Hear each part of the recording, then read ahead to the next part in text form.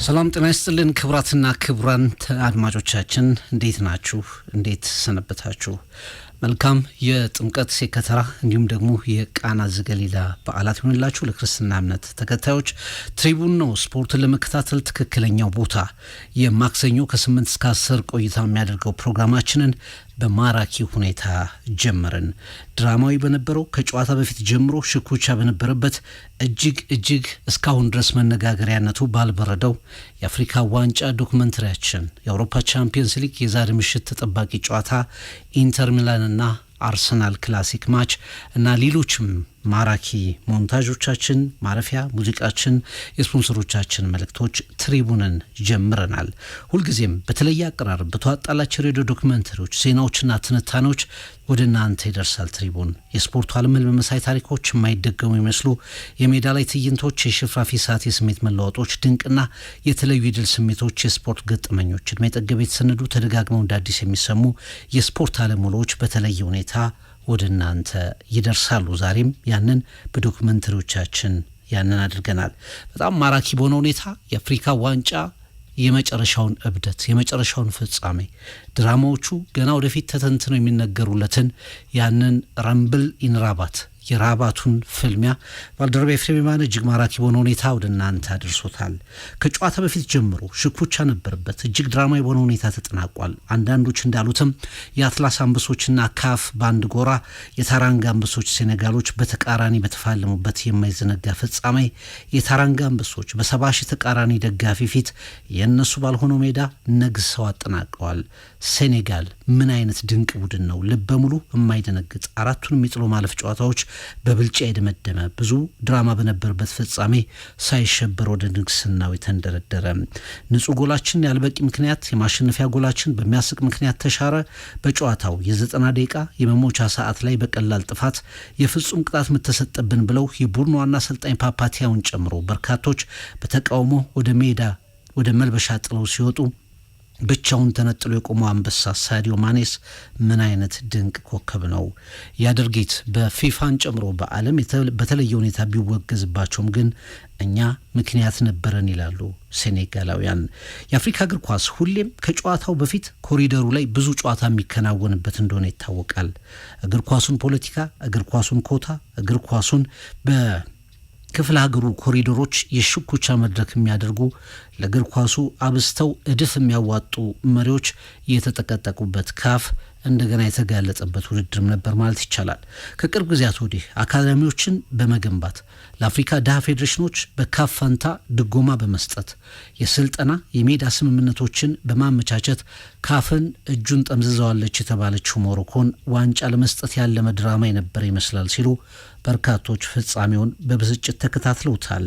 የሞሮኮ የአፍሪካ ዋንጫ ዝግጅት በተለይ በሜዳ ጥራት የተወደደ ነበር። ጠንካራ ብሔራዊ ቡድኗም ፍጻሜ ለመድረስ ከተጠበቁት መካከል አንዱ ነው። መድረሱም የሚያንስበት አልነበረም።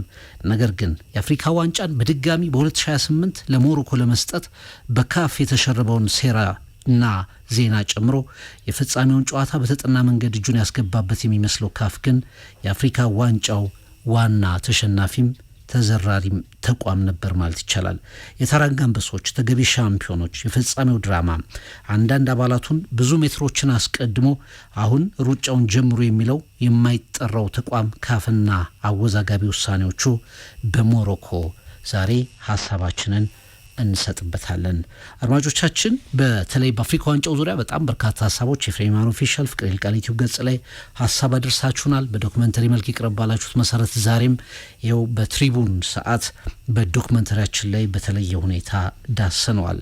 ሞሮኮና የአፍሪካ ዋንጫው ውዝግብ ቀጥሏል። ሴኔጋል ከዓለም ዋንጫ እንድትታገድ ፊፋንና ካፍንም እንጠይቃለን እያሉ ይገኛሉ። ነገር ግን የታንዛኒያው ጨዋታ ያ የተሳቱ ግልጽ ፔናልቲዎች፣ የናይጄሪያው ጨዋታ ጫና የናይጄሪያውን ግብ ጠባቂ ተመልክታችሁታል። በተደጋጋሚ ከሞሮኮ ኳስ አቀባዮች ጋር ፎጣውን ለማስጣል ሲሰቃይ የነበረውን ግብ ጠባቂ በዛ ስታዲየም ላይ ሙዝ የወረወሩ ደጋፊዎች፣ እንደገና በፍጻሜው ፎጣ እንኳን ለመያዝ መብት የነፈጉ ለመንጠቅ የሚያሰፈሰፉ በጣም እጅግ አሳፋሪ ትዕይንቶች፣ ሞሮኮውያን ዝግጅታቸውን በመጨረሻው ቀን ጥላሸት የቀቡበት አጋጣሚዎች ነበሩ። በኋላ አሁን በተለያዩ ምስሎች እንደምንመለከተው በየጎዳናው ሙዝ እየላጡ እንደ ዝንጀሮ እየጮሁ የታዩ ደጋፊዎቿ የአፍሪካ እግር ኳስ ላይ ውሃ የቸለሱ ገጠመኞች ተብለው ተጠናቀዋል። አሁን ካፍ የሞሮኮን ፍርፋሪ ወርውሮ ክብሩን የሚያስመልስበት ጊዜ መሆን አለበት። አለዚያ ደግሞ አፍሪካውያን ሌላ ትግል ይጠብቃቸዋል። የትም ታይቶ በማይታወቅ ሁኔታ የ2028 የአፍሪካ ዋንጫን ማስተናገድ አለብን ሲሉ በድጋሚ በግልጽ ነው ለማለት የፈራው የተሸጠው ተቋም ካፍም የ2028 አስተናጋጅ ሀገርን ጉዳይ እንደ ፍርድ ቤት ቀጠሮ እያራዘመ ፌብሩዋሪ ብሏል። በፍጻሜው ቀን አስተናጋጅ ሀገርና ቀጣዩ አስተናጋጅ ሀገር አልተጨባበጡም፣ ባንዲራም አልተረካከቡም። ምክንያት ሞሮኮ እንደገና በድጋሚ ማስተናገድ ስለምትፈልግ ኢትዮጵያ፣ ደቡብ አፍሪካ፣ ቦትስዋና፣ ሩዋንዳ፣ ሴኔጋልን ጨምሮ በጣም ሌሎች ሀገራት ያላስተናገዱ ሀገራት ጥያቄያቸውን አቅርበዋል። ግን ለሞሮኮ ድጋሚ ለመስጠት ፍላጎት ያለው የሚመስለው ካፍ እንደገና ይህንን ጉዳይ በቀጠሮ አስቀምጦታል። ለማንኛውም በቀጣይ ቀናት በበርካታ ጉዳዮች ላይ በዚህ ጉዳይ ሰፊ ዘገባዎችን እንሰማለን።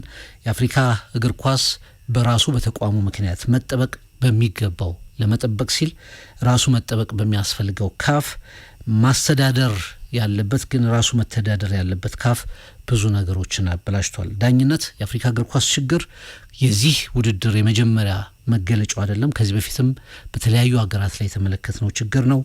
ኮንጎው ዳኛ ሙሉ ለሙሉ የተሰጠ ትዕዛዝ ያለ በሚመስል መልኩ በቀጥታ የጨዋታውን አጠቃላይ ድባብ ጥላሸት የገባ ውሳኔ ወስነዋል። አንዳንዶች በእግር ኳስ ሜዳ ላይ በትልቅ ውድድር መታየት የለባቸውም እስከ ማለት የደረሱበትን አስተያየት ሰንዝረዋል። በአጠቃላይ በሞሮኮ፣ በሴኔጋል በአጠቃላይ በተፈጠሩ ነገሮች ዙሪያ ሀሳቦችን እናነሳለን። የፊፋው ፕሬዝዳንት ዣን ኢንፋንቲኖም ሀሳብ ሰንዝረዋል።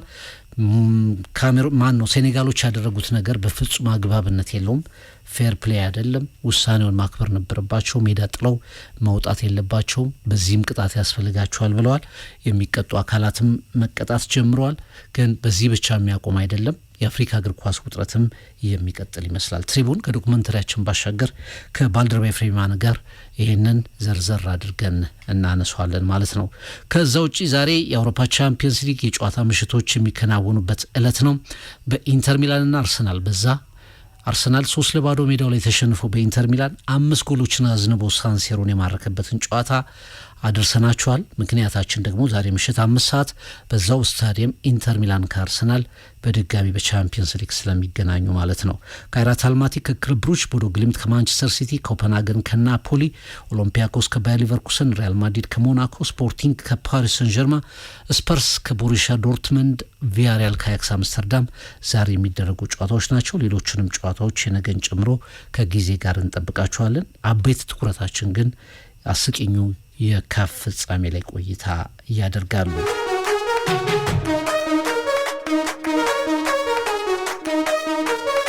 እንደምን አልክ ኤፍሬም? እንኳን አደረሰ።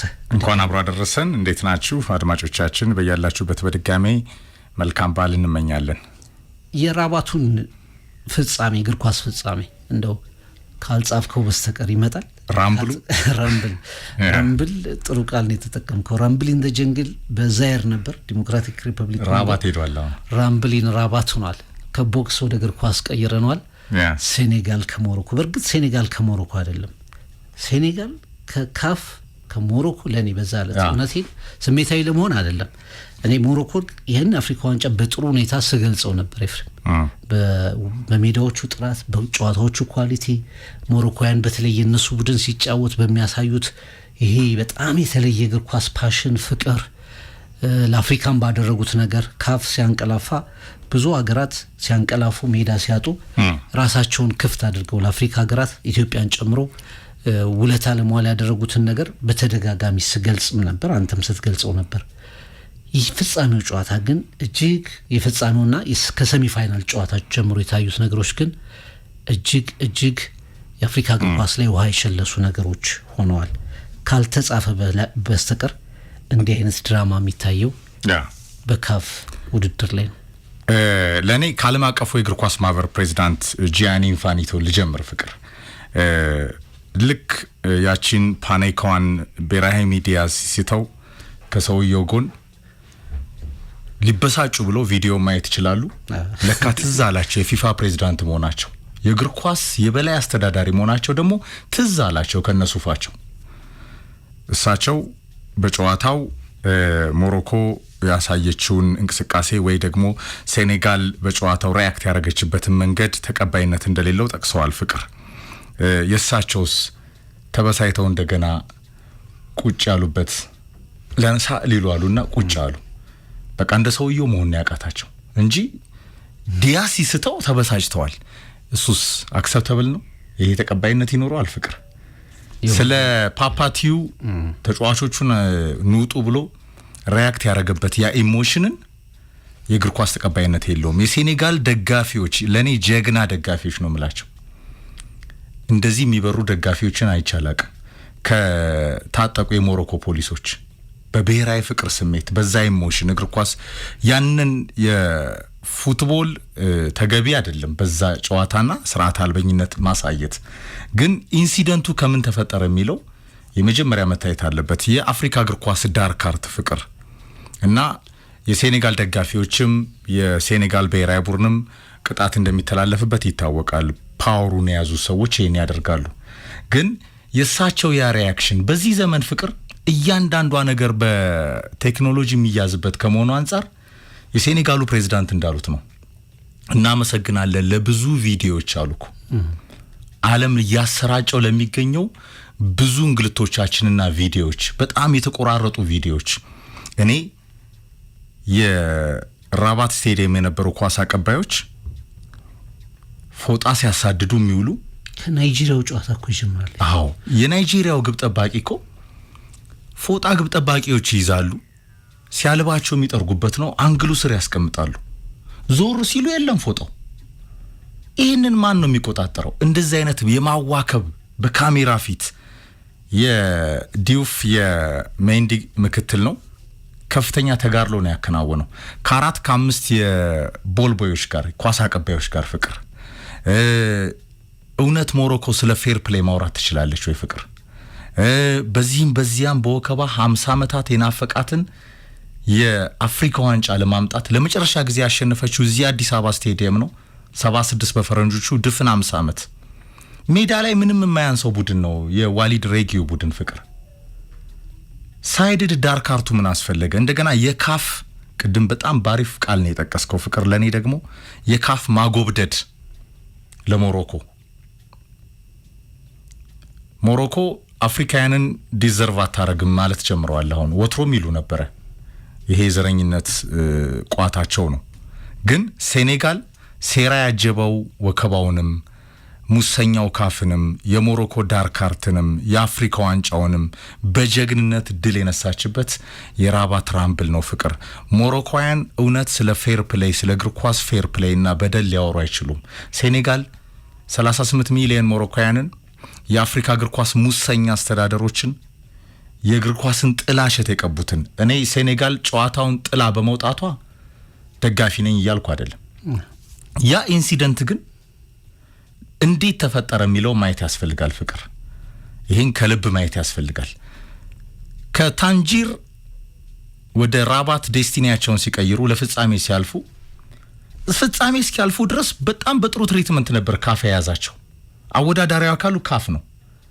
ልክ ከሞሮኮ ሴኔጋል እንዳለፈች 250 ኪሎ ሜትር ሲመጡ ያለ ጠባቂ ነው የመጡት።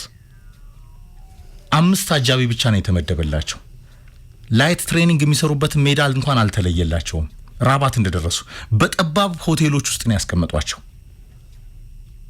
የፍጻሜ ተፋላሚ ሆነው 2 ቪቪአይፒ ትኬት ብቻ ነው የሰጧቸው።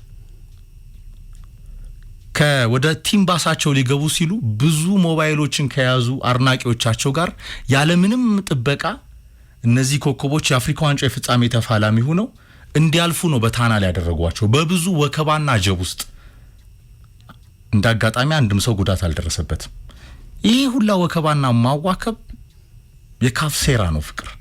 ሳይኮሎጂካሊ ሞሮኮ ማን ነው ሴኔጋልም በመግለጫው አውጥታው ነበረ ዓለም እንዲረዳ የባሳት ታንጣ የፍጻሜው ጨዋታ ቀን እንዳልከው የቦልቦዮቹ ጉዳይ ከናይጄሪያ ጨዋታ የጀመረ ነው።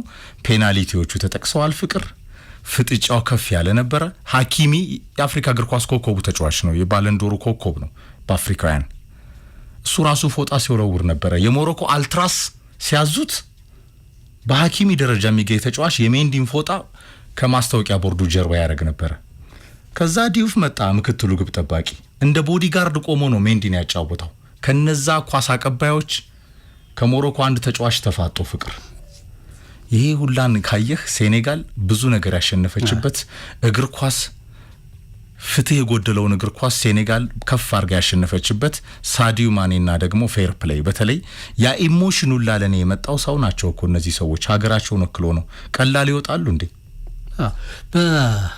በጣም ምክንያታዊ። አሁን ለምሳሌ ፓፓቲያው ለምን ምክንያታዊ ለምን ብስጩ ውስጥ ገባ? የሴኔጋሉ አሰልጣኝ ድርጊቶቹ የመጨረሻዎቹ የሚደገፉ ባይሆኑም ግን ከአፍሪካ ዋንጫው ፍጻሜ በፊት ይሄ ነገር ፌር አይደለም፣ ይሄ ነገር ለአፍሪካ እግር ኳስ መጥፎ ነገር ያመጣል፣ እየተደረጉ ያሉ ነገሮች ትክክል አይደሉም የሚል ሀሳብ በሚዲያ ተናግሮ ነበር። አንደኛው ምክንያት የትሬኒንግ ቬኑ የፍጻሜው ጨዋታ ላይ ኤፍሬም መሐመድ 6ኛ የፉትቦል ኮምፕሌክስ ለሴኔጋል ብሔራዊ ቡድን ተፈቀደ። መጀመሪያ ሲሄዱ አትሰሩም ተባሉ። ከዛ እናንተ የምትሰሩበት ቦታ ይነገራችኋል ተብሎ ለአንድ ብሔራዊ ቡድን ፍጻሜ ለሚጫወት ቡድን በስኬጁል እረፍት ማድረግ ለሚገባው ቡድን ለምን ነው ወይ ትሬኒንግ የምትሰራው? ይሄ እንዴት ይደረጋል? ሁለተኛው ቅድም ያስቀመጥከው ነው። 5 የጥበቃ ፖሊሶች ነበሩ ነው ያለው። በ5 ሞተረኛ ነው የታጀቡት። ሞተረኞች ብቻ ነው የታጀቡ። ደጋፊዎቹ በአጋጣሚ ሰላማዊ ስለሆኑ ተረፍን እንጂ አደጋ ቢፈጠር ኖሮስ ይሄ ለአፍሪካ እግር ኳስ ትክክል አይደለም ማለት። ትናንትና እንግዲህ ከጨዋታው በኋላ አንድ ደጋፊ ሴኔጋላዊ ደጋፊ ተገሏል በሞሮኮ። ኢማጂን ይሄ አስቀድሞ ሌሎች ነገሮች ውስጥ ቢከቱ። ብዙ ጊዜ አፍሪካ እግር ኳስ ውስጥ እንድትፈራ ትዝ አይልም? ኮንጎ ስንሄድ አንገታቸውን እንደዚህ በቃ እንሰዋቸዋለን አይነት ምልክት በዛ መሀል የኢትዮጵያ ብሔራዊ ቡድን እንዴት እንዳለፈ አታስታውስ? ጭሱ ምኑ የሚያጨሱብን ነገር እና አንዳንድ ጊዜ በአጋጣሚ ሰላማዊ ሆኖ ተጠናቀቀ እንጂ የፍጻሜ ቡድን እንደዛ ነው ወይ የሚጠበቀው? እና ይሄ ለአፍሪካ እግር ኳስ መልካም ገጽታ አይደለም፣ ይስተካከል ብሎ ተናገረ ፓፓቲያው። ያ ብቻ አይደለም፣ ቅድም ቲኬቱን ስታነሳው ነበር። ደረጃ 1 ቲኬት 300፣ 850 ቲኬት ደረጃ 2፣ 1700 ቲኬት 3፣ ወደ 3000 የሚሞላ ደጋፊ ትኬት አላገኘም የሴኔጋል ብሔራዊ ቡድን። ይሄን ተናገሩ። የፍጻሜ ተፋላሚ ሆነው 70000 ተመልካች በሚይዝ ስታዲየም ውስጥ 3000 ተመልካች የፍጻሜ ተፋላሚ ሀገር ሆነ። መብት አላቸው እኮ ሲት በህጉ መሰረት፣ በካፍ ህግ መሰረት አሉ። በካፍ ህግ መሰረት ትክክል አይደለም። እኛ ድምጻችን እንዳይሰማ ተሰብስበን እንዳንታይ የሚደረግ ጫና ነው። ይሄ ትክክል አይደለም አሉ። ካፍ በዚህ ጉዳይ ላይ እስካሁኑ ሰዓት ድረስ መግለጫ አልሰጠም። ከሁሉ በላይ ነው በጣም ኦፌንድ ያደረገኝ አንድ ግብ ጠባቂ፣ ለምሳሌ ናይጄሪያው ግብ ጠባቂ ይሄዳል ሲመለስ ፎቶው የመጀመሪያ ኢንሲደንት ነው ካፍ የመጀመሪያ ኢንሲደንት ስለሆነ እንደው እርምጃ እዛው ጨዋታ ላይ ስለማትወስድ ይሁን አልክ። ሁለት ፍጻሜው ጨዋታ ላይ እኮ የሴኔጋሉን ግብ ጠባቂ ፎጣ የሚጠብቀው እኮ ሁለተኛው ግብ ጠባቂ ነው ኤፍሬም ቆሞ ፎጣ ይዞ ቆሞ እኮ የሴኔጋል ብሔራዊ ቡድን እንደ ቦዲጋርድ ግብ ጠባቂ ነው። በኋላስ ሊነጥቁት ያ ሁሉ ወከባ ያ ሁሉ አንፌር የሆነ ነገር በዛ ሁሉ ተመልካች ፊት በዛ ሁሉ ካሜራ ፊት ድርጊቶቻቸው ሲቪን ፎጣው ላይ የሆነ ነገር አለ እያሉ የሚያዋክቡበት መንገድ ከጀርባ ያሉት ደጋፊዎች ለኔ በጣም የመጨረሻውን አሳፋሪነት ጥግ የተመለከትኩበት ድርጊቶች ናቸው። በኋላ ይሄ የሙዙሮራው አፍሪካ በምታስተናግደው ውድድር ላይ የአፍሪካውያን ውድድር በሆነ ጨዋታ ላይ አንድ አይደለም ብዙ ኢንሲደንቶች ላይ ይሄ አውሮፓ የምትመለከተው አይነት ሬሲዝም እጅግ አሳፋሪው ነገር ነው። እና ይሄ ደግሞ ይሽኮረመማል ካፍ የምትለው ተቋም እንደገና 2028 መልሰ ለመስጠት ካፍ በእርግጥ የሰዎች ስብስብ የኤንቨሎፑ የሚገለጥላቸው ሰዎች ስብስብ በሆነ ወቅት ላይ ግብጽ በጣም ኮንትሮል ታደርገው ነበር። አሁን ተራው የሞሮኮ ነው። ሞሮኮ አሁን አንድ ተወዳዳሪ ሀገር አይደለችም። በአፍሪካ ዋንጫ ውስጥ አንድ ኢንፍራስትራክቸር ለካፍ የምታቀርብ ድጋፍ የምትሰጥ የምትደጉም እና ራሷ የካፍን ውሳኔዎች የምትሰውር ሀገር ለመሆኗ በጣም እርግጠኛ መሆን ትችላለህ። የዳኛው ጉዳይ ሌሎች ሀገራት ላይ ዳኞች ፐርፎርማንሳቸው ከታየ በኋላ ከኳርተር ፋይናል ጀምሮ የሚዳኙ ዳኞች ወዲያውኑ ይገለጻሉ።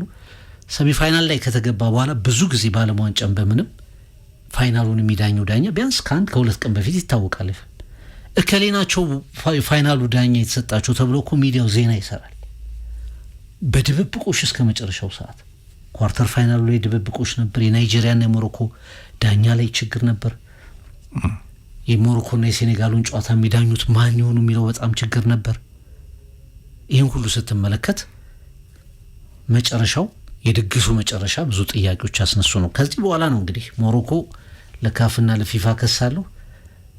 ሴኔጋል በእርግጥ ያደረጉት ነገር የመጨረሻው ድርጊት ፔናልቲው እንዲመታ ሜዳ ውስጥ ሆኖ መፍቀድ ነበረባቸው። አንዳንዴ እዛው ስትሆን የሚሰማ ስሜት ይለያል። ይህን ሁሉ በደል ስትሸከም እና መጨረሻ ላይ ደግሞ ወደ ዳኛው እንመጣለን። ኤፍሬም ዳኛው ለእኔ ፔናልቲው ትክክለኛ ፔናልቲው ነው ባይ ነኝ ለእኔ። ምክንያቱም የዲዩፍ አልሃጅ ማሊክ ዲዩፍ በእንደዚህ አይነት ትልቅ ጨዋታ ላይ ጠምዝዞ ነው የጣለው። እንደዚህ አይነት ሚስቴክ መስራት የለብም በሞተ ሰዓት ሞመንቱስ። ግን ከዛ በፊት ሀኪሚ በፉጭሪያ ነው የወደቀው።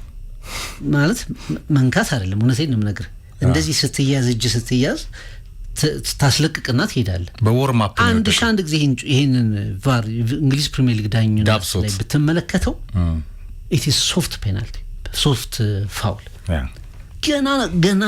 ገና ሳይላቀቁ ነው ዳኛው ፊሽካውን የነፉት። ያ ክስተት ነው በቃ ፔናልቲው ላይ አክሴፕተንስ እንዳይኖር ያደረገው። መጀመሪያ የተሰጠው መጀመሪያ የተፈጠረው 88ኛው ደቂቃ ትልቁ ነገር ያ ደቂቃ ደግሞ 98 ነው እንጂ 88 ማ ቢሆን የሐኪሚ እኮ 90 ደቂቃ አልቆ 8 ደቂቃው የመጨረሻው ሞመንት ነው። 8 ደቂቃ ላይ ጨምሮ ኤግዛክትሊ የዲያዝ ትክክል ኤፍሬም ሶሪ። የመጀመሪያው 2 ደቂቃ አካባቢ ሲቀረው ያኛው ደግሞ ሴኔጋል አስቆጥራ ተሻረ። 8 ደቂቃ ጨምረው 8ኛው ደቂቃ ላይ ፔናልቲ ሰጡ። እግዚአብሔር ያሳየ። ይሄንን መቀበል ይከብዳል። አንድ ኢንሲደንቱ እዛው ላይ የተፈጠሩት ነገሮች፣ 2 ከጨዋታ በፊት ጀምሮ የደረሰባቸው ነገር ትንሽ ሪያክት ታደርጋለህ። ግን በዛ መጨረሻ ላይ በተለይ አሰልጣኙ መሪ ባይሆኑ ጥሩ ነበር። አዎ ግን ለኔ ፍቅር ያው አሪፍ መንደርደሪያ ነው ይሄ። ያ ኳስ የሐኪሚ እንዳልኩ ለኔ በወርም አፕ ነው የወደቀው ሐኪሚ። እሺ ተሻረ። ሴኔጋል በዋዜማው ራባት ከገባች አንስቶ የደረሰባትን ነገር ገና ወደፊት ታወጣለች። ከፍተኛ እንግልት ነው ናሽናል ቲም የደረሰበት። ይህንን ሎድ አድርጎ ነው በብሔራዊ ጀግንነት ሜዳ የገባው በጣም ጥቂት ደጋፊዎችን ይዞ፣ ያውም በጀግንነት እንደ ግላዲያተር የሚፋለሙ ደጋፊዎችን ያየነው ፍቅር። ከዛ ሁላ የታጠቀ ኃይል የብሔራዊ ሚዲያስ ፔናልቲ ሳይመታ ድብድብ ላይ ነበሩ እኮ እነሱ። ያን ኳስ ዳኛው በቫርም አልታገዙም፣ ፋውል ነው አሉ። ቬሪ ናይስ። 8 ደቂቃ ተጨመረ። ሞመንቱን ማኔጅ የምታደርግበት መንገድ፣ የሴኔጋል ኢሞሽንን አስበው። በቃ ያ ኳስ ከተመታ ያልቃል። የመጨረሻውን ድራማ ጠብቀህ ልክ ነው። የማሊክ ዲዩፍ ፋውል ሃይ ሪስክ ነው፣ በጣም ለፔናልቲ የቀረበ ነው። ግን ዳኞችም እኮ ጌም ማኔጅመንት አላቸው ፍቅር። ስለ ፌር ፕሌይ የምናወራ ከሆነ ከዛ በኋላ ነው የፓፓቲውና ስኳዳቸው ሪያክሽን የታየው ፍቅር። ሴኔጋል እንደ ሰው ስታስበው ሀገርን ወክለህ ምን ልታረግ ትችላለህ ከዚህ ቅጽበት ውጪ? ኦኬ ሜዳው ላይ ቢቆዩ ቬሪ ናይስ። ሳዲዮ ማኔ ያሳየው ባህሪ ከሱ ከፍ ያለ ፕሮፌሽናሊዝም የሚጠበቅ ነው። ዲዩፍም ሚና ነበረው። የክላውዲዮ ለሬ አስታወስካቸው እኒ ፈረንሳይ በአፍሪካ እግር ኳስ በተለያየ ልምድ የሚታወቁ ሌላ ሞዴል ናቸው። ከሳቸው ጋር ማወራ ጨዋታውን መቀጠል ነው የአፍሪካ እግር ኳስን የሚያድነው። እንደ ሰፈር ጨዋታ አፍራ አትወጣም። ትክክል ነው ይሄ ስለ ፉትቦል ፌር ፕሌይ። ግን ስለ ፉትቦል ፌር ፕሌይ የፉትቦል ፌር ፕሌይ ህግ ባለስልጣኖቹ እኮ ያከበሩት አይደለም። የሴኔጋል ደጋፊዎች ሪያክሽን የሴኔጋል ብሔራዊ ቡድን ጨዋታውን ለቆ መውጣት ተቀባይነት የለውም ብለው ጂያኒ ኢንፋኒቶ ሲያወሩ ዲያዝ ፔናልቲዋን ባልተጠበቀ ሁኔታ ሲስት ደግሞ የእግር ኳሱ የበላይ አስተዳዳሪው ነው እሳቸውም ሲበሳጩ ነበር። እሳቸው አሁን ስለ ፌር ፕሌይ ማውራት ይችላሉ? እንግዲህ ደግሞ አስብ ፓትሪስ ሞትሴፑ ቪዲዮ እስኪደርሰን ነው ፍቅር እሳቸው ይከረበቱ ነበር ማለት ነው ዲያዝ ሲስተው። እነዚህ ናቸው የእግር ኳስ አስተዳዳሪዎች። ከዛ በኋላ ደግሞ የሀገራት እግር ኳስ ፌዴሬሽኖች ስራ አስፈጻሚዎች ጨምሮ እንግዲህ በፖስታ ዳዴ የሚሄዱ ብዙ የአፍሪካ እግር ኳስ ላይ ያሉ ዳር ካርቶች ምክንያት ነው። የካፍ ማጎብደድ ግን የለየለት ነው ለሞሮኮያን። ያ ነው ሞሮኮያንን ያጠገበው ፍቅር። ለምንድን ነው ኳስ አቀባዮቹ እድሜ ልክ ከስቴዲየም መታገድ ያለባቸው ናቸው እንዴ? የግብ ጠባቂ ጨዋታ ላይ ያለ ግብ ጠባቂ እንዴት በራሱ ምክትል ግብ ጠባቂ ይጠበቃል እንደ ቦዲጋርድ? ያንተን ፎጣ እያነሱ የሚወረውሩ በማይካናትን የሚቀውሩ ይሄ አልትራሶቹ የሚዘምሩበት የሞሮኮ ደጋፊዎች። ይሄ ሁላ የአፍሪካ እግር ኳስ ዳር ካርት ማሳያ ነው። ይሄ ሁላ ማዋከብ እንችላል።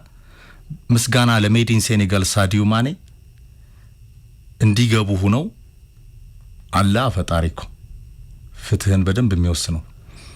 በዛ ሞመንት ግን ለኔ ይሄንን ሐሳብ ፍቅር ማንሳት ስላለብን ነው። በዛ ሞመንት ብራሂም ዲያዝ 5 ጎል አስቆጥሯል። የሀገሪቱ እግር ኳስ ነምበር 1 ተጫዋች ነው በዚህ ሰዓት። ቬሪ ታለንትድ የማድሪዱ ኮከብ ፓኔካውን መታ። በፉትቦል ያጋጥማል። እኔ ግን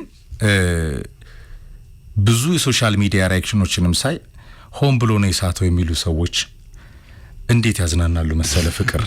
እንደዚህ አይነት የዋሃዎች የስፖርት ቤተሰቦች ፍቅር ሚዲያው ላይ የሚያሉ ዓለም ላይም ወደ 1 ሚሊዮን ሰዎች እንደዚህ ነው ያመኑት ፍቅርና ለኔ የሚመስለኝ እንዴት መሰለ ኳስ የምታዩት እንዴት ነው ኳስን የምታዩት? አንድ ሌላ በጣም መነሳት ያለበት ይሄ ምንድነው በጣም ነው እንዴ ኳስ የምታዩት የሚባሉ የስፖርት ቤተሰቦች አይታል እቺ አባባል በጣም ነው እንዴ እንትን የሆንከው እንደሚባለው በጣም ነው እንዴ ኳስ የምታዩት ለምሳሌ እግር ኳስን ተጽፎላቸው ነው እንደሚያዩት ፍቅር።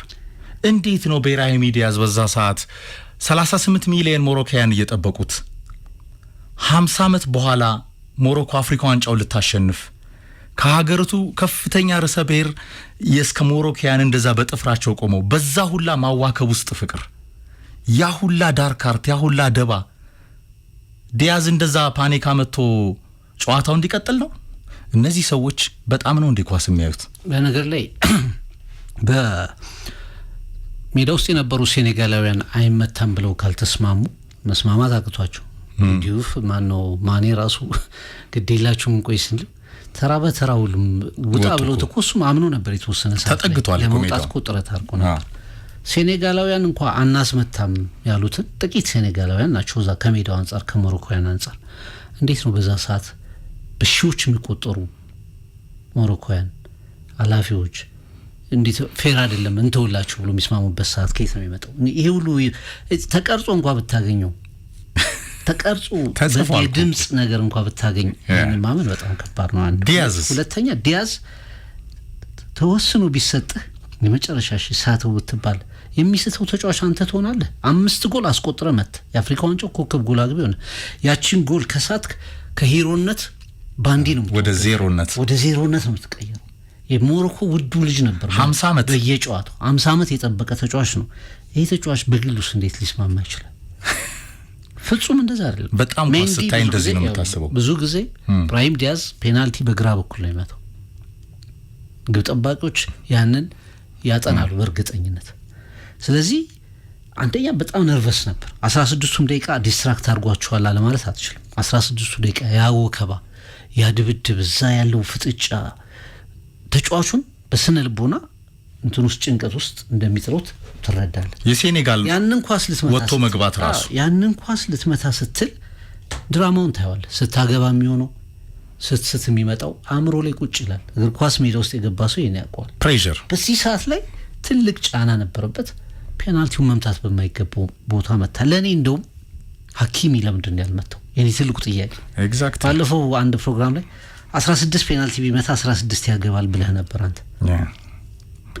ቤስት መቹ እሱ ነው። ዋሊድ ራጊው ትልልቅ ጨዋታዎች ምሽቶችንም ያሳለፈ ኮከብ ነው። ያሰልጣኙ ክፍተት ነው ወይ ሐኪም ማን ነው? ሐኪሚ ለምንድን ነው ፔናልቲ? ትልቁ የአፍሪካ እግር ኳስ ተጫዋች ነው በዚህ ወቅት። ብራሂሚ የመጨረሻው አሳዛኝ ተጫዋች በጀግንነት ያለውን እኔ የአውሮፓ ፕሮፌሽናሎች ነው ብዙ ጊዜ ሰሜን አፍሪካ ተጫዋቾች ለሀገራቸው ያላቸውን ክብር ሜዳ ላይ በመግለጽ ችግር የለባቸው።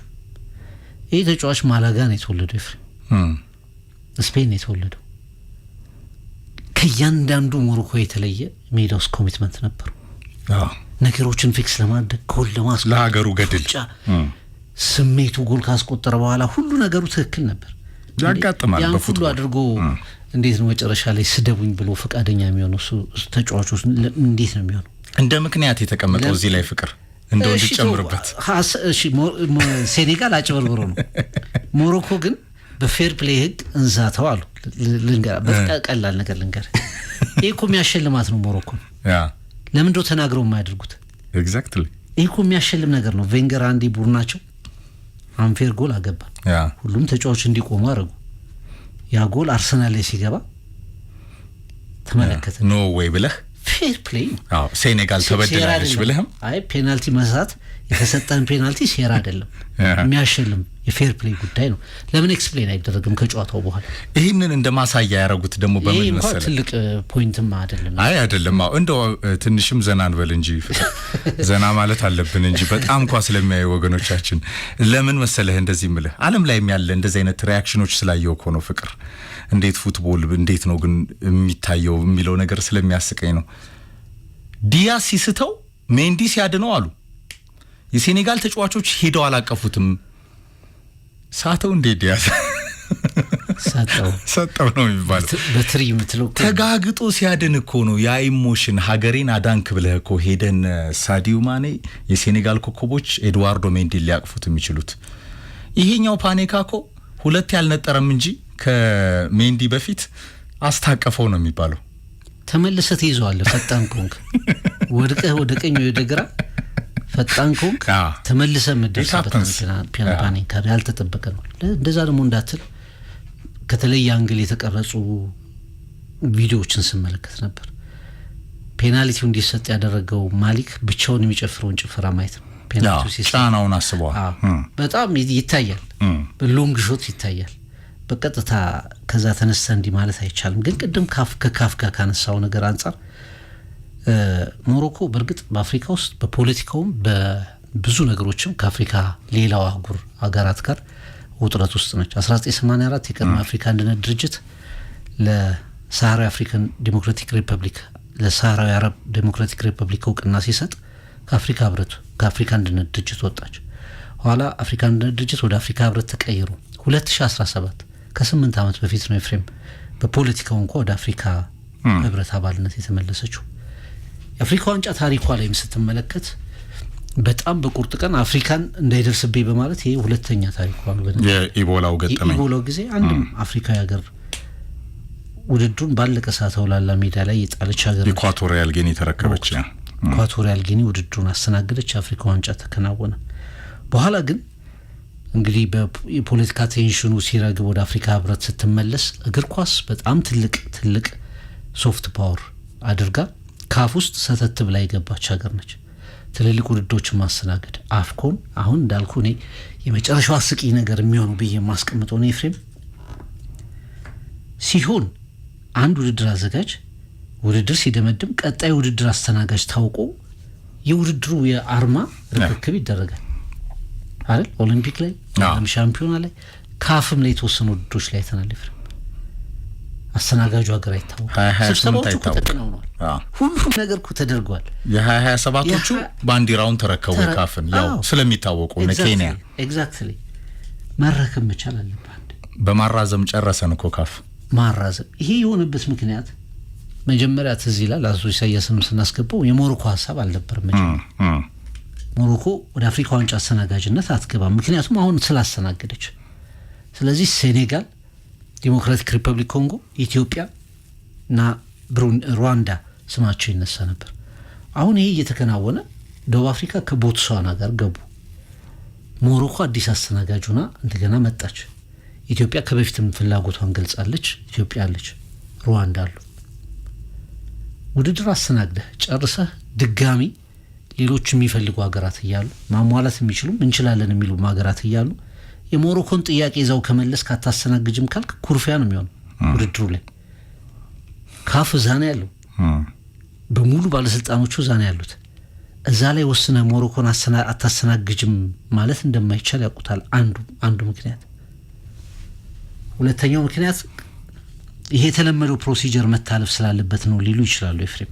ለምሳሌ አቶ ኢሳያስ ባለፈውም ሲገልጹት በየሀገራቱ ሄዶ ስታዲየሞችን መጎብኘት ምናምን የመሳሰሉ ስቴፖች እነዛ እንደማይኖሩ እየተነገረ ይገኛል። ምክንያቱም አሁን 2 ዓመት ብቻ ነው ያለው፣ አጭር ጊዜ ስለሆነ ስለዚህ ኢንፍራስትራክቸራቸው ጥሩ ነው። አንዳንዱ አሁን ለሞሮኮ የመስጠት ጉዳይ ነው። ሌላው ጉዳይ ደግሞ ደቡብ አፍሪካ ብዙ የአፍሪካ ዋንጫ ያስተናግድ ፖቴንሻሉ አላት። ደቡብ አፍሪካ ደግሞ አስተናግዳለች ብላ ኢትዮጵያ እንዳትከራከር፣ ሩዋንዳ እንዳትከራከር ቦትስዋናን ትጨምራል። ቦትስዋና እኮ አንድ ስቴዲየም ሊሆን ይችላል፣ አንድ ምድብ ብቻ ሊሆን ይችላል የምትይዘው ኢማጂን። እና ይሄ ነው የአፍሪካ እግር ኳስ ላይ ሁልጊዜ ኮሪደሩ ላይ ያለው ፖለቲካ ስፖርቱ እንዳታምና ያደርጋል፣ ብስጭት ውስጥ እንድትገባ ያደርጋል። እና የካፍ ቅድም የገለጽከውም ቃል ያስኬዳል። አሁን ከሞሮኮ በሚሰነዘሩ ፍርፋሪዎች ስታዲየሞችን በማጎብደድ ስልጠናዎችን በመስጠት አሁን ሞሮኮ ከሌሎች አፍሪካ ሀገራት አንድ ስቴፕ ወደፊት እየመጣች ነው። አሁን እኔ ከዚህ በፊት ሰሜን አፍሪካ ላይ የምናነሳው ችግር ከግብጽ ቀጥታ ሞሮኮ ስህተት ብሎ ገብቷል የሚለው ኢቫሉዌሽን እኔ አደባባይ ላይ ያለ ይመስለኛል። ለዛም ነው እስካሁን በሬሲዝም ጉዳዮች ላይ አውሮፓ ውስጥ አንድ ሙዝ ነው የሚወረወረው ተጫዋቾች ላይ። በኪሎ አረጉት እኮ ሞሮኮ ላይ እኮ የተወረወረውን ነገር ተመልከት። ካፍ እንዴት በዚህ ጉዳይ ላይ መግለጫ አይሰጥም እስካሁን? እንዴት ይሄ ድርጊት አሳፋሪ ነው። ከሴኔጋል እኩል ሴኔጋል ሜዳ ጥላል 16 ደቂቃ ከመውጣቷ እኩል በሰብአዊነት ላይ የተሰነዘረው አደጋ ካፍን እኩል ሊያሳስበው ይገባል። እንዴት አንድ መግለጫ አታውጣም? የሞተው ሴኔጋል ደጋፊ ውጭ ሆኖን አይደለም ውጭ ሆኖን አልተመለከትንም ሊሉ ይችላሉ። ደጋፊዎቹ እየጨፈሩ በቡድን የሆነውን አልተመለከትንም ሊሉ ይችላሉ። የናይጄሪያው ግብ ጠባቂ ሙስ ወረወረበት፣ አንስቶ በላው ስቴዲየም ውስጥ። በትዊተር ገጹ ልክ ሴኔጋል ስታሸንፍ ደግሞ ያ የወሰዳችሁብኝን ፎጣ እንባችሁን ጥረጉበታል የናይጄሪያው ግብ ጠባቂ። በጣም የሚገርምህ ሶርሶች አሉንና ፍቅር እስከ ካፍ ድረስ ከናይጄሪያና ከሞሮኮ ጨዋታ በኋላ ሚቲንግ ነበር የካፍ። ለቦክስ የቀረበ ራምብል ነበር በካፍ ኦፊሻሎች፣ የናይጄሪያው እግር ኳስ ፌዴሬሽን እና የሞሮኮ እግር ኳስ ፌዴሬሽን ፕሬዚዳንቶች።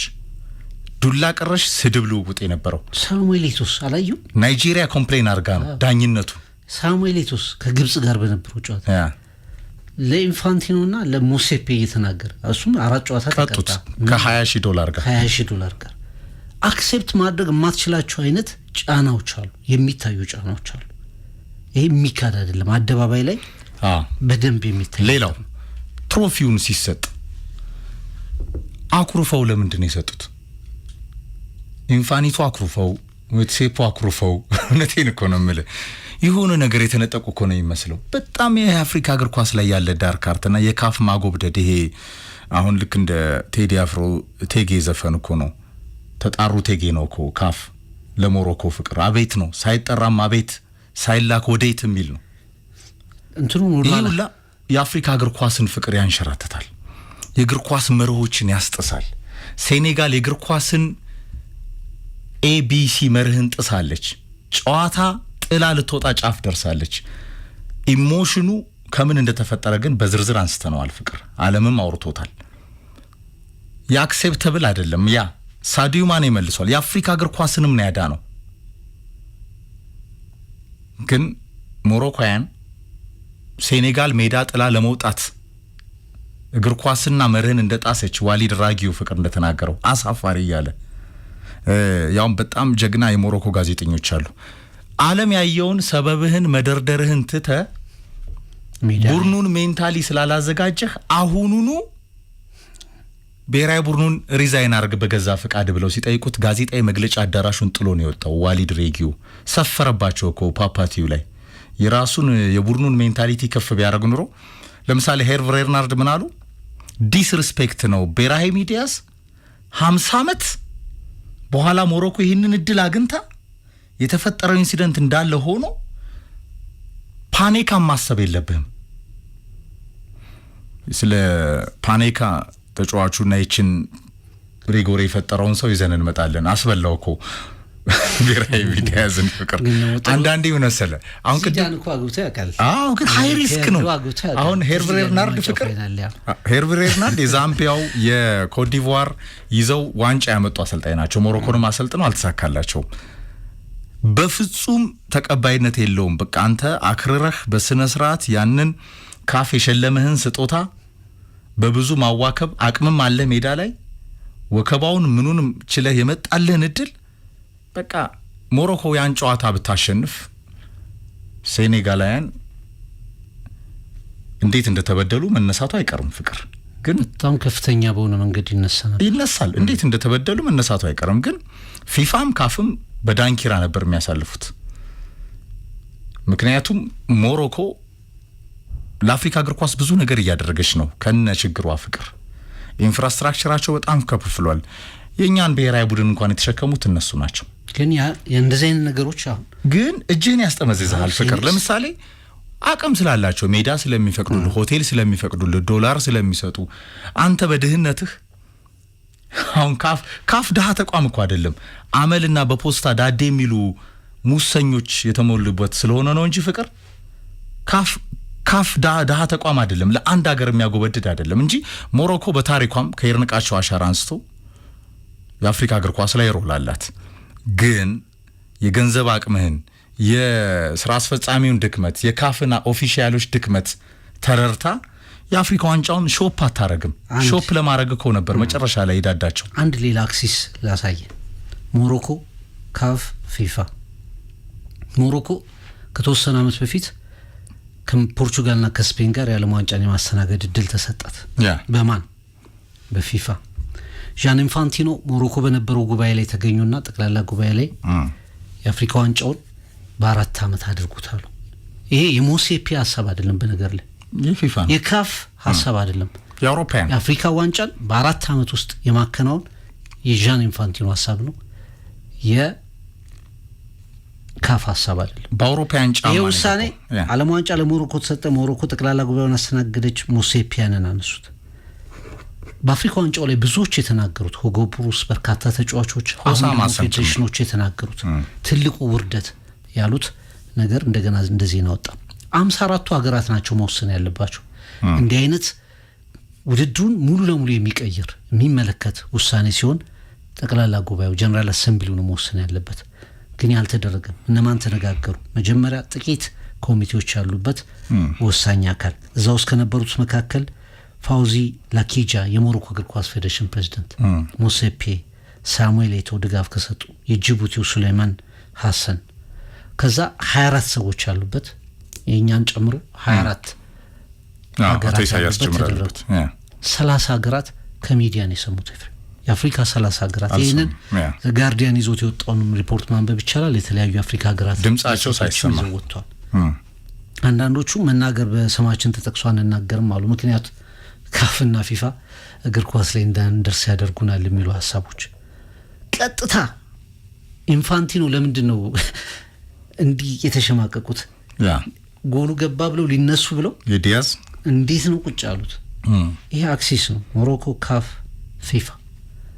አሁን በርካታ የአፍሪካ ሀገራት ጉዳዩን ወደ ኮርት ኦፍ አርቢትሬሽን እንወስደዋለን። ምክንያቱም አንደኛ የአፍሪካ ዋንጫ በታሪኩ 4 ዓመቱን አያውቅም።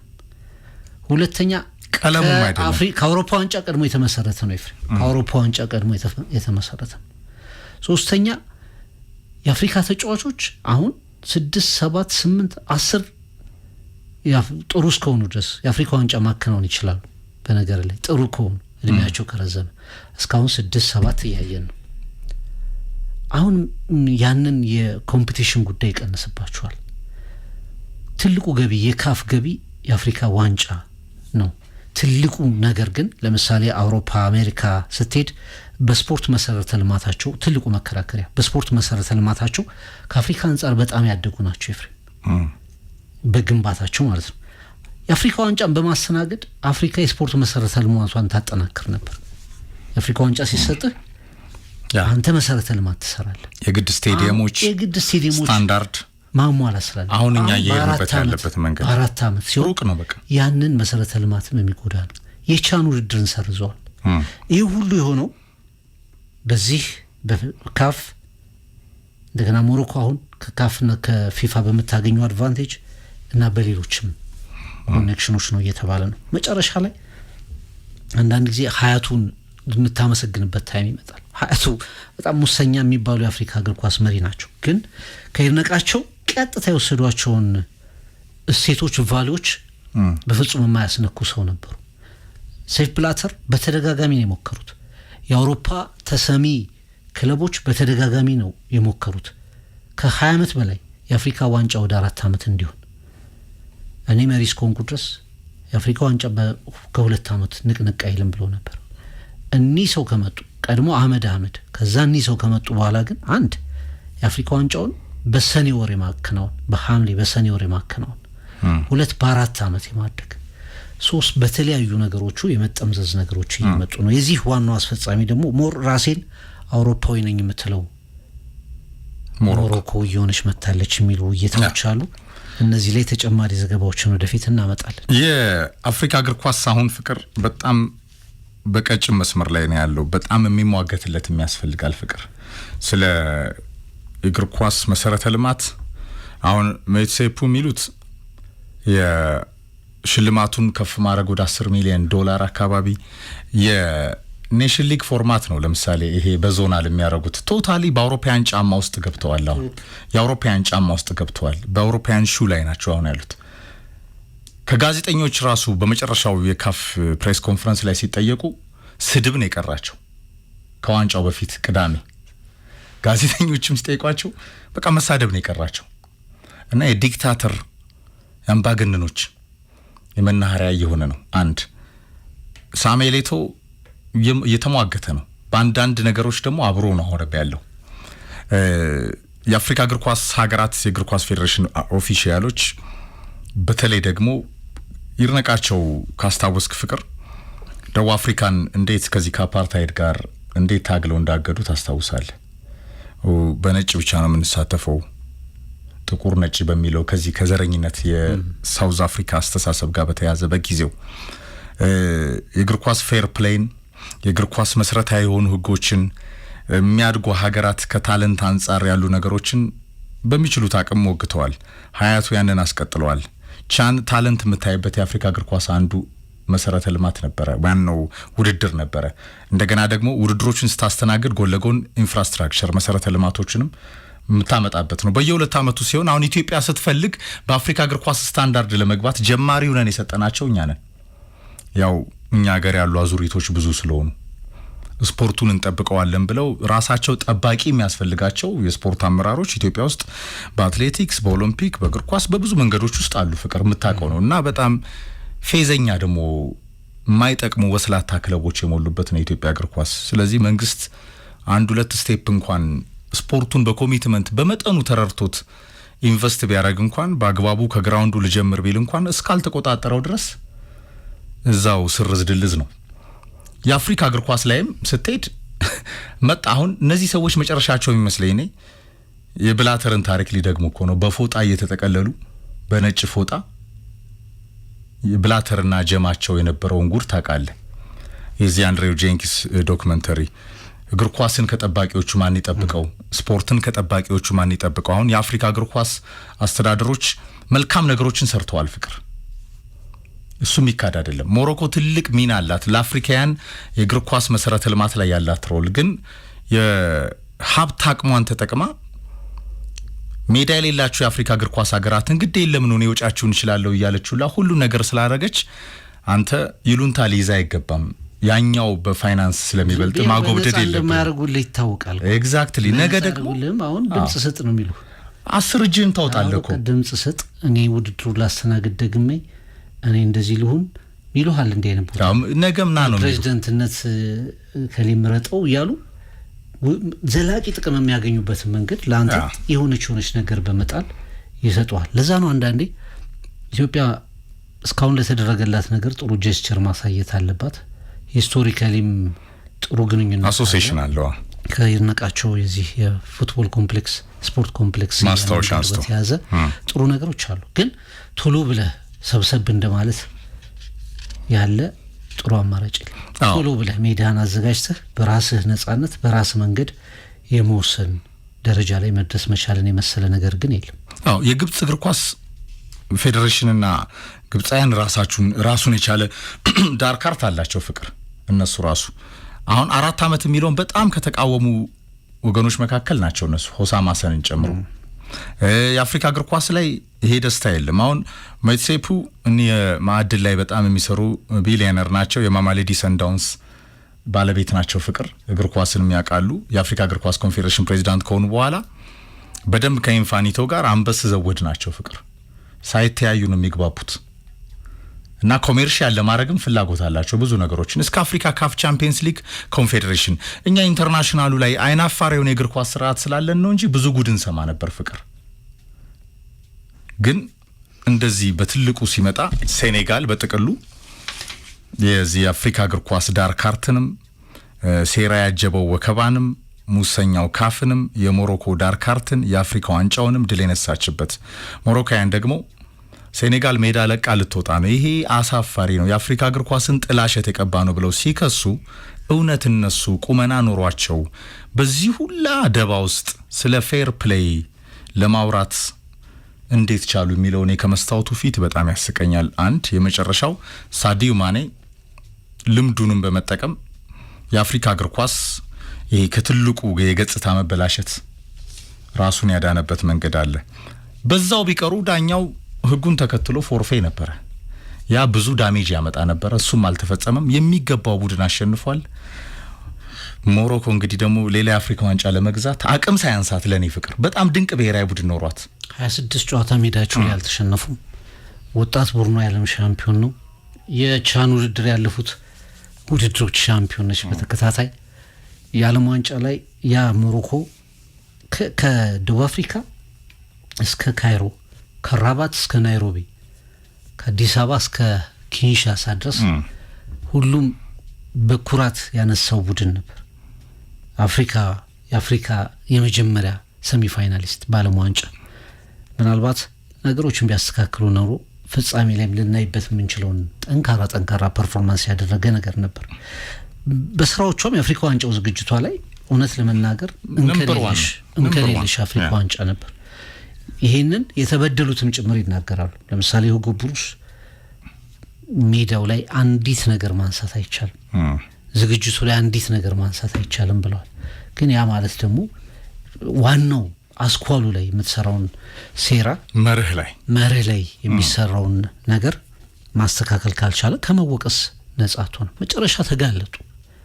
መጨረሻ እኔ ከሞሮኮያን በላይ የአፍሪካ እግር ኳስ ኮንፌዴሬሽን ጭምር የተዘረረበት ውድድር ነው ብዬ ነው ማምነው። ከአሁን በኋላ የሚመጡ ውሳኔዎችም እንዴት አጨቃጫቂ ሊሆኑ እንደሚችል መስተንግዶ ማን ይውሰድ ማን ያገኝ። አሁን ሞሮኮ ላይ መመለስ አንፈልግም ሊሉ ይችላሉ የምዕራብ አፍሪካ ሀገራት። ምዕራብ አፍሪካ ስትል ናይጄሪያ፣ ሴኔጋል ትልቅ ፓወር ሃውሶች ናቸው። የካሜሩን ብሔራዊ ቡድን ከሞሮኮ በከፍተኛ በደል ጭምር ሄጃለሁ ብሎ የሚያመን ፌዴሬሽን ቄቶ ተቀጥቷል። እነዚህ ሀገራት ለሞሮኮ አንፌር በሆነ መንገድ ከተሰጣን በጣም ሊሉ ይችላሉ። እንደ ኢትዮጵያ አይነት ሀገራት ለምን ተነፈኩ ማለት ሊጀምሩ ይችላሉ። መጠየቅም አለበት። ሌላ ትግል የሆነ ወቅት ላይ አንድነት ድርጅቱ ሲመሰረት ካዛብላንካና ሞኖሮቪያ ግሩፕ የሚባል ነበር አይደል? የአፍሪካ አንድነት ድርጅት ሲመሰረት እግር ኳሱ ላይ የፖለቲካ የካዛና የሞኖ ሊመጣ ይችላል እና አንዳንድ ነገሮች በአፍሪካ እግር ኳስ ውስጥ በፊትም ይጠየቅ ነበር። ኤፍሬም ቅድም አንዱ ጄኒንግስን የቢቢሲን ፓናሮማ ዶክመንተሪ አዘጋጅ አንስተሃል። ፊፋን የበታተኑትን ዶክመንተሪዎች ያዘጋጀው ጋዜጠኛ እሱ ነው። ያኔም ግን ካፍን ማን ነው የሚቆጣጠረው የሚል ዶክመንተሪ ነበር። ፊፋ ካፍን ማን ነው የሚቆጣጠረው? ሀያቱ እኮ ለፕሬዝዳንትነት ተወዳደሩ። ኤፍሬም አህጉራቸው እኮ አልመረጣቸው። አፍሪካ 4 ድምጽ ነው ያገኙት። ጠቅላላ ጉባኤው ላይ ይወዳደሩ ብሎ ኢንዶርስ አደረጋቸው ሀያቱ ድምጽ መስጫው ቀን ግን አንድም የአፍሪካ ሀገር እድል አልሰጣቸውም፣ አልመረጣቸውም። እዚህ አንዳንደኛ ጉባኤ ላይ ለምሳሌ የወከላቸው ፌዴሬሽን አስተዳደር የማይመርጣቸው ተመራጮች አሉ ታውቃለህ። አሁን አትሌቲክሱ ላይ ስም ማንሳት አያስፈልግም። ከአዲስ አበባ ተወከሉ፣ አዲስ አበባ ድምጹን ለሌላ ሰው ነው የሰጠው። ወክሉ ደብዳቤ አዲስ አበባ ወክሏቸው እኮ እና አንዳንዴ አፍሪካ ላይ በጣም አስቂኝ ነገሮችን ትመለከታለህ። ከጀርባ ከሜዳው ውጭ ያለው ጨዋታ ሜዳውን እንዴት እንደሚያደርግ ለምን ላካችሁኝ አላሉም? ታዲያ ሲያውቁ በጣም በቃ ማልቀስ ቀርቷቸው ፖስታውን ይዘው ውክልናው ማለት ነው እኛ መርጠናቸዋል ብለህ ካሰብክ እና የመወዳደሪያ መብቱን ከሰጣቸው አትሊስት አንድ ድምጽ አለኝ ብለን መጀመሪያ ያለብን በዜሮ ስትወጣ። ምክንያቱም መጨረሻ ላይ ድምጽ ለማን እንደሰጠ ስለማይታይ ማተር የሚያደርገው ፖስታውን ዘብራውን ኢንቨሎፕ ይሉታል ከትራስ ስር እና እንዲህ በዳዴ የሚያስኬድህና ሱፍ ለባሽ ራሳቸው ጠባቂ የሚያስፈልጋቸው የአፍሪካ የስፖርት አመራሮች ፍቅር በተለይ ደግሞ አሁን ሞሮኮ ላይ ከፍ ያለውን ኳሊቲ ያሳይታለች። ከመስተንግዶ ከውድድር ጥራት ከ24 ቡድኖች በ6 ምድብ 52 ጨዋታዎች 121 ጎሎች የተቆጠሩበት የአፍሪካ ዋንጫ ነው ሪከርድ። ፍጻሜው ግን ብዙ ዳር ካርትና ድራማዎች ያየንበት ነው። ሴኔጋል ሁሉ ነገር አሸንፋለች። የታራንጋ አንበሶቹ ቪቫ ዘ ታራንጋ ላይንስ። የአውሮፓ ቻምፒየንስ ሊግ ዛሬና ነገ ይደረጋል። ዛሬ ከሚጠበቁ ጨዋታዎች መካከል ኢንተር ሚላን ከአርሰናል ምሽት 5 ሰዓት በጣም በጉጉት የሚጠበቅ ጨዋታ ያከናውናሉ። መድፈኞቹ በእርግጥ በዚህ የአውሮፓ ቻምፒየንስ ሊግ መድረክ ሁሉንም ጨዋታዎች 6ቱንም ጨዋታዎች በማሸነፍ በምቾት ከፊት እንደሆኑ ይታወቃሉ። 8 ውስጥ የመግባታቸውን ጉዳይ ለማረጋገጥ ወሳኝ የሆነ ጨዋታ ነው። ሪያል ማድሪድ ከሞናኮ፣ ቶትናም ከቦሩሲያ ዶርትመንድን ጨምሮ ጠንከር ያሉ ጨዋታዎች፣ ሲቲ ከቦዶ ግሊምት ጠንከር ያሉ ጨዋታዎች ይከናወናሉ። ነገ ጋላታሳራይ ከአትሌቲኮ ማድሪድ እንዲሁም ደግሞ ባየር ሚዩኒክ ከኡኒየን ሴንት ግሎስ፣ ቼልሲ ከፓፎስ፣ ጁቬንቱስ ከቤኔፊካ፣ ሊቨርፑል ወደ ማርሴይ ሜዳ ያቀናል። ኒውካስል ከፒኤስቪ፣ ስላቪያ ፕራግ ከባርሰሎና ጨዋታዎች ይከናወኑበታል። የአውሮፓ ቻምፒየንስ ሊግ የጨዋታዎቹን ሪቪው ይዘን በሐሙስ የ6 ሰዓት ፕሮግራማችን እንመለሳለን። የመጨረሻ ሀሳብ ካለ ማጠቃለያ። ኤቨርተንም ለአርሰናል ተጫውቷል። አስቶን ቪላ 7 ነጥብ ጋፕ ሆኗል። ፍቅር ማንቹሪያን ደርቢ የካሬክ ዩናይትድ 10 ምናምን ዓመት በኋላ ያንን የዩናይትድን ፕራይድ ይዞ አይተን ካሬክን አንስተናል ከዩናይትድ ትራዲሽን። አርሰናል እሱን አይቶ ገብቶ ነጥብ ጥሎ ነበረ። የዩናይ ኤምሬ ቪላ ግን እሁድ ዕለት በገዛ ሜዳው በኤቨርተን ተሸንፏል። ዲስ ኢዝ ፕሪሚየር ሊግ። መድፎ አሁንም በ7 ነጥብ ከፊት አለ። ዛሬ ደግሞ እንደ ማቴራዚና ሃቬር ዛኔቲ ለኦንሪ መለያ እንዴት እንደተቧቀሱ አይተሃል አይደል? ኦንሪ ያን ጨዋታ በጣም አሪፍ አድርገን የገለጽከው በፕሮግራሙ ፍቅር ይልቃል ዩቲዩብ ቻናል ላይም አለ። ዛሬ የሚገባው ለኔ ከአርሰናል ተጫዋቾች ለዴክላን ራይስና ማጋሊሽ ነው። ምንም የማይናወጡ እውነተኛ የሻምፒዮንነት ሊደሮች እነሱ ስለሆኑ። ትሪቡን ተጠናቀቀ። የተከበራችሁ አድማጮቻችን ለሰጣችሁን አስተያየት ሀሳብ ከልብ እናመሰግናለን።